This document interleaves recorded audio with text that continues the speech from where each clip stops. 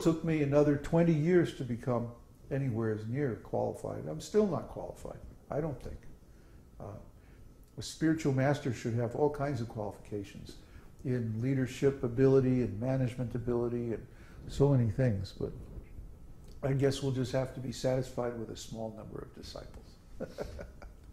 That's all right. A Krishna-conscious person, being naturally purified, has no need of developing any other purificatory process of thought or action. On account of his being highly elevated in Krishna consciousness, he has already acquired all the good qualities and is following the rules and regulations prescribed for the mystic yoga process. Such rules are automatically practiced by the devotees. A concrete example is the quality of non-violence, which is considered a good qualification.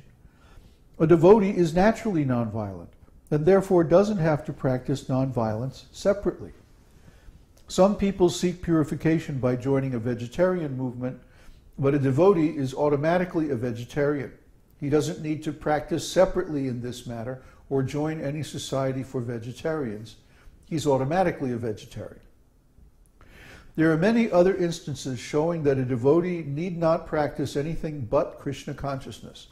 All the good qualities of the demigods automatically develop within him.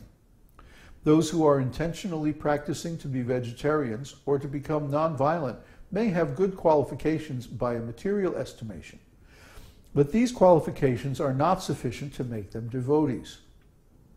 A vegetarian is not necessarily a devotee, nor is a non-violent person, but a devotee is automatically both vegetarian and non-violent. We must conclude, therefore, that vegetarian or non-violence is not the cause of devotion. You see, this is getting at a more subtle point here. In other words, we strive to develop good qualities, like become vegetarians or quitting intoxication. And there's been some discussion on the forum about quitting smoking, quitting coffee, quitting this, quitting that. Okay, these are good qualities. But they are not the cause of devotional service. Remember we were discussing last night, devotional service is its own cause and its own effect. Because only bhakti yoga is completely on the transcendental platform. You see, other forms of yoga, for instance, hatha yoga or shtanga yoga or kriya yoga or this or that, kundalini or whatever kinds of yoga, are on more or less the bodily platform or the mental platform. And the proof of this is that when you achieve the object of your yoga practice, you give up the practice. You don't do the practice anymore. See? But in bhakti yoga, we have 9 processes of devotional service: hearing, chanting, remembering, and so on. And we're doing those now. And then when we reach the spiritual world, when our sadhana is complete, what are we going to be doing? Hearing, chanting, remembering, and so forth. The same activities. The only difference is we'll be doing in the spiritual world instead of the material world. But also, as we discussed, if you're really in Krishna consciousness, you don't see the material world as material, you see it as spiritual energy, energy of Krishna. So there's no need to practice anything else. There's no need to artificially renounce or artificially practice these different things. Just practice devotional service and all these good qualities will automatically manifest. In this connection, there is a story in the Skanda Purana about a hunter who was converted into a great devotee under the instruction of Narada Muni. When the hunter became a perfect devotee, he was not prepared to kill even an ant.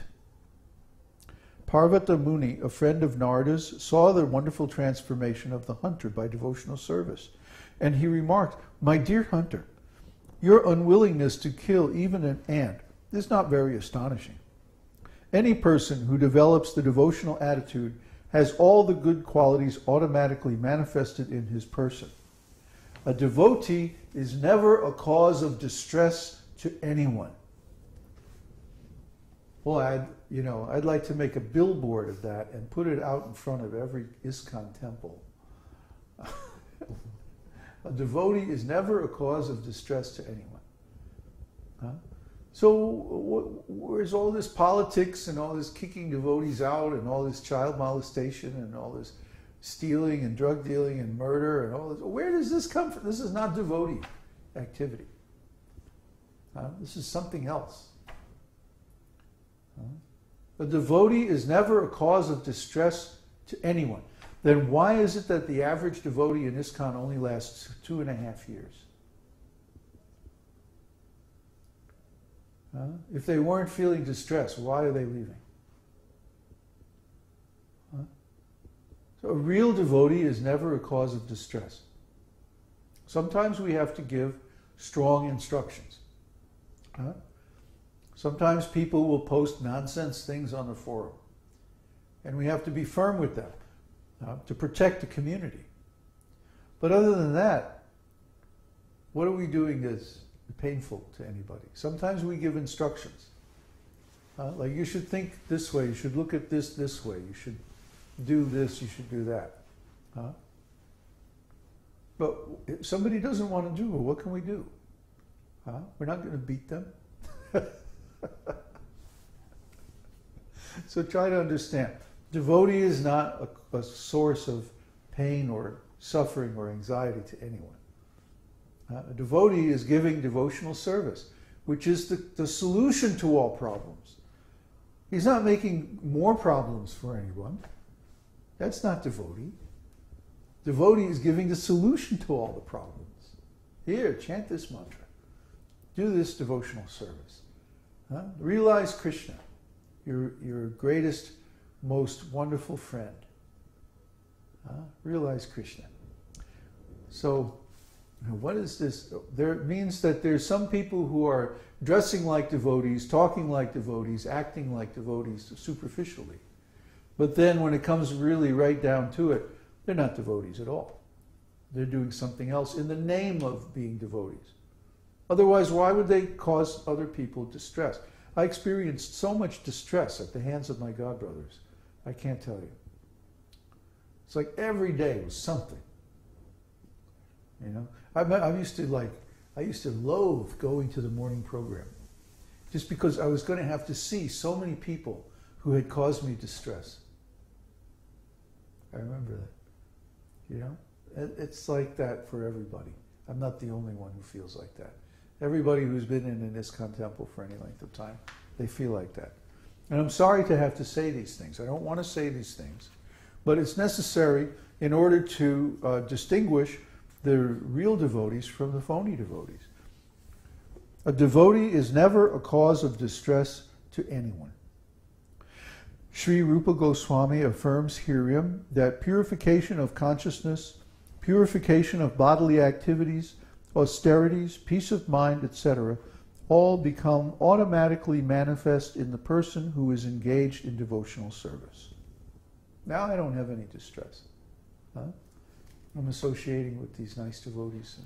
I don't have any distress. My mind is peaceful. Sri Rupa Goswami affirms herein that there are 9 different kinds of devotional service, which are listed as hearing, chanting, remembering, serving, worshipping the deity in the temple, praying, carrying out orders, serving Krishna as a friend, and sacrificing everything for him.